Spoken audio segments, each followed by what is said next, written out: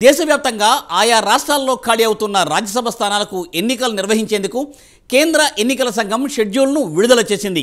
తెలంగాణకు సంబంధించి ఖాళీ అవుతున్న 3 స్థానాలకు ఎన్నికలు జరగనున్నాయి. 3 స్థానాల విషయంలో అసెంబ్లీలో ఉన్న బలాబలాల నేపథ్యంలో కాంగ్రెస్ పార్టీ 2, బీఆర్ఎస్ 1 స్థానం గెలుపొందుతాయి. కానీ కాంగ్రెస్ 3 సీట్లు కైవసం చేసుకోవాలని ప్లాన్ చేస్తోందా? ఇంతకు కాంగ్రెస్ వ్యూహం ఏంటి? కాంగ్రెస్ ప్లాన్ వర్కౌట్ అవుతుందా? ఏ ధీమాతో 3 రాజ్యసభ స్థానాలు మావే అని హస్తం నేతలు చెబుతున్నారు? తెలుసుకోవాలంటే ఈ స్టోరీ చూడండి.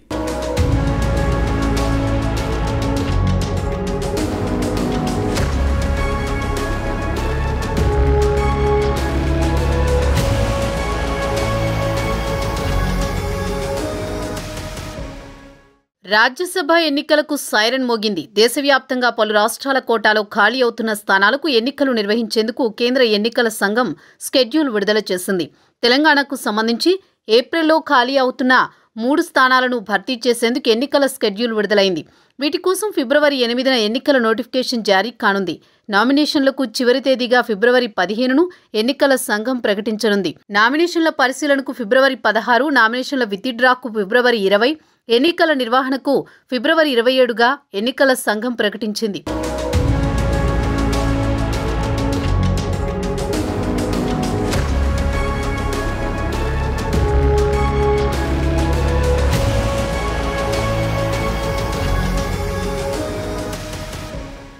తెలంగాణలో ఖాళీ అవుతున్న 3 సీట్లను అధికార కాంగ్రెస్ కైవసం చేసుకోవాలని కసరత్తు చేస్తోంది.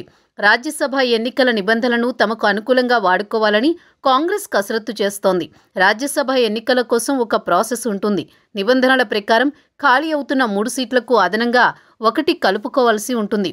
అంటే మొత్తం 4 సీట్లకు లెక్క వేసుకుని అసెంబ్లీ సీట్లను డిసైడ్ చేస్తారు. అంటే మొత్తం 119 అసెంబ్లీ సీట్లను డివైడెడ్ బై 4 మాదిరిగా లెక్కబెట్టాల్సి ఉంటుంది. అంటే ఒక్కొక్క రాజ్యసభ సీటు గెలవడానికి దాదాపు 30 మంది ఎమ్మెల్యేలు అవసరమవుతారు. ఇప్పుడు అసెంబ్లీలో ఉన్న బలాల మేరకు కాంగ్రెస్ సులువుగా 2, ప్రతిపక్ష బీఆర్ఎస్ 1 స్థానాన్ని గెలుపొందవచ్చు.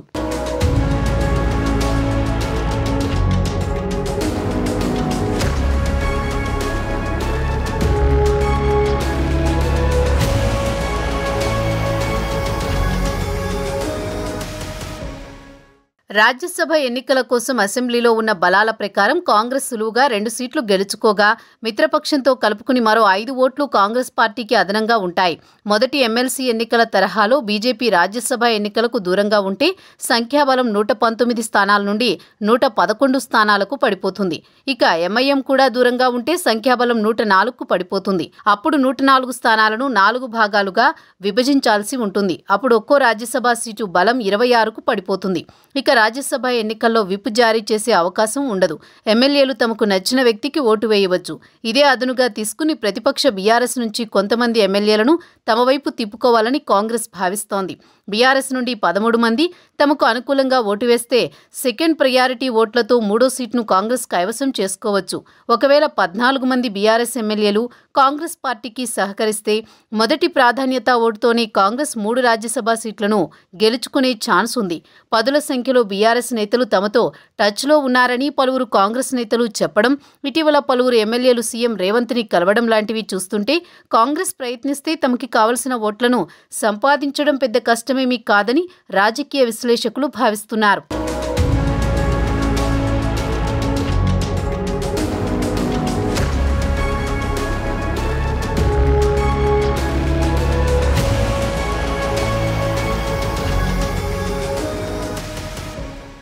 తమకి రానున్న 2 రాజ్యసభ స్థానాల్లో ఒకటి ఏఐసీసీ అభిష్టం మేరకు కేటాయించగా 1 స్థానం కోసం పీసీసీ నేతలు అభిప్రాయాలను పరిగణలోకి తీసుకుంటారు.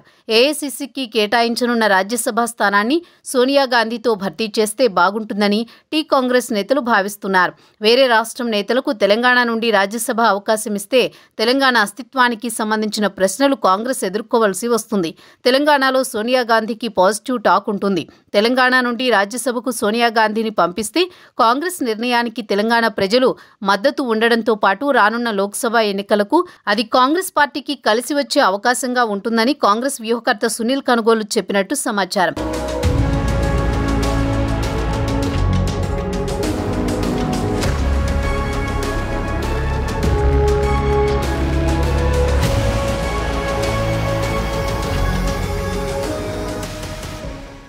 మరోవైపు సోనియా తెలంగాణ నుండి లోక్సభకి పోటీ చేయాలని తెలంగాణ నాయకులు తీర్మానం కూడా చేశారు.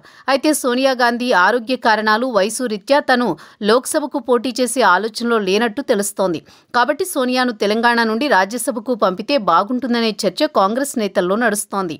సోనియా గాంధీని తెలంగాణ నుండి రాజ్యసభ కోసం పోటీలో పెడితే ఎలాగో విప్ ఉండదు కాబట్టి బీఆర్ఎస్ నేతల్లో కొందరు సైతం సోనియాకి ఓటేస్తారని హస్తం నేతలు భావిస్తున్నారు. ఇక రెండవ స్థానం కోసం తెలంగాణ కాంగ్రెస్ సీనియర్ నేతలు రేణుకా చౌదరి, విహెచ్, అద్దంకి దయాకర్, బలరాం నాయక్, చిన్నారెడ్డి, వంశీచంద్రెడ్డి లాంటి నేతల పేర్లు పరిశీలిస్తున్నట్టు తెలుస్తోంది. ఇక కాంగ్రెస్ స్ట్రాటజీ అమలై మూడవ సీటు కూడా కాంగ్రెస్ ఖాతాలోకి వస్తే ఇంకొకరికి అవకాశం కలుగుతుంది. రాజ్యసభ ఎన్నికల్లో ఉన్న నిబంధనలను తమకి అనుకూలంగా మార్చుకోవడానికి కాంగ్రెస్ కసరత్తు చేస్తోంది. 3 సీట్లు తమ ఖాతాలోకి వస్తాయని ధీమాగా చెబుతున్న కాంగ్రెస్ నేతల వ్యూహాలు ఏ మేరకు ఫలిస్తాయో చూడాలి మరి.